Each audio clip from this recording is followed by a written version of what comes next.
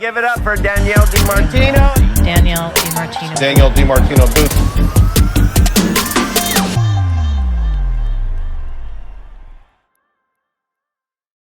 Welcome back to Morning Movers. I'm Diane King Hall, live from the floor of the big board. Joining me now to preview today's FOMC rate decision and the rate cut path from here. We want to welcome in our next guest. That is Danielle DiMartino Booth, CEO and Chief Strategist for QI Research. Danielle, it's good to see you as we head towards the close of the Fed's last policy meeting for the year. So consensus expectations are that we'll see a 25 basis point cut from here.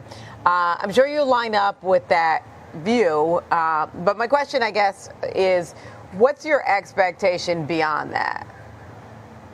Well, I think right now what the market is anticipating is that we're really going to see a shallower path going into the first half of 2026, really the first 5 months of the year. That would be the end of Powell's term as chair. And I think that they see most Fed officials as being more hawkish than even the data would suggest that they should be, again, until there's a change of leadership, presumably in the second half of the year.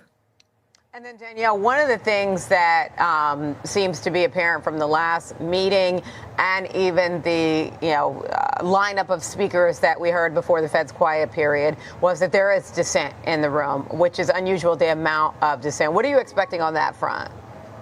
I would not be surprised to see another double dissent, if not even perhaps a triple dissent. And again, I think the key here is on both sides of the decision. In other words, we could see once again somebody who's saying we should not have cut rates at all.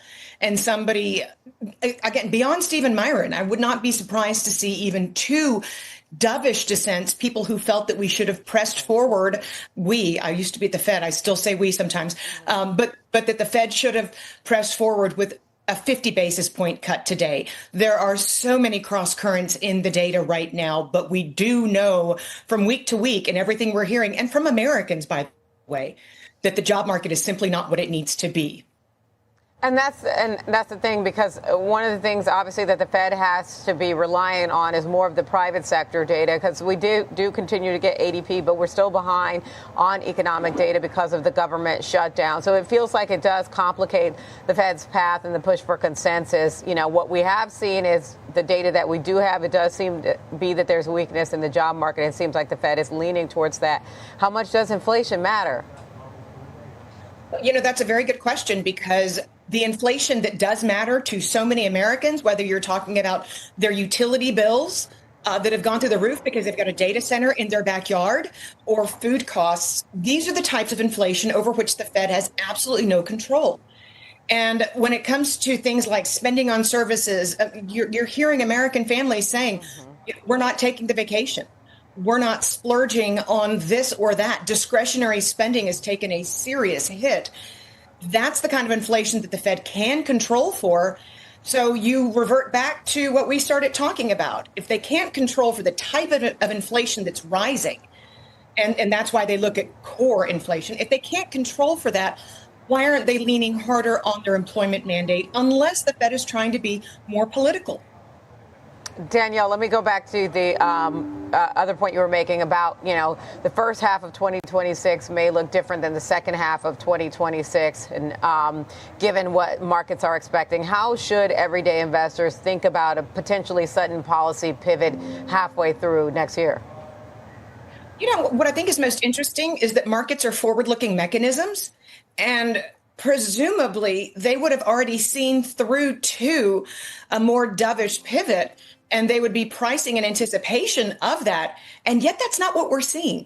So I think we're in a very highly unusual market dynamic right now, where investors have a difficult time ascribing why the market is behaving the way it is today, and not anticipating, presumably, a much different path for Fed rate cuts starting in May.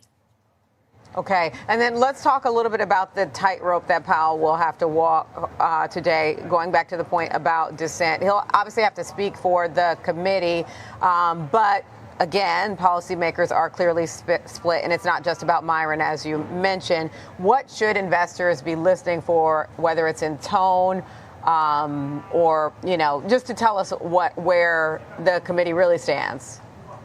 So, Jay Powell's interesting. Is it Dr. Jekyll? Is it Mr. Hyde? Which Jay Powell's going to be at the podium? Oftentimes you see kind of midway through the press conference that he goes completely off script and stops speaking for the committee and starts speaking more for himself. And that's what I'm going to be looking for today. Okay. All right. That is Danielle DiMartino, Booth CEO and Chief Strategist for QI Research. Again, when we look at the CME Fed Watch tool, the consensus is that we'll see a rate cut. The expectation 25 basis points later today.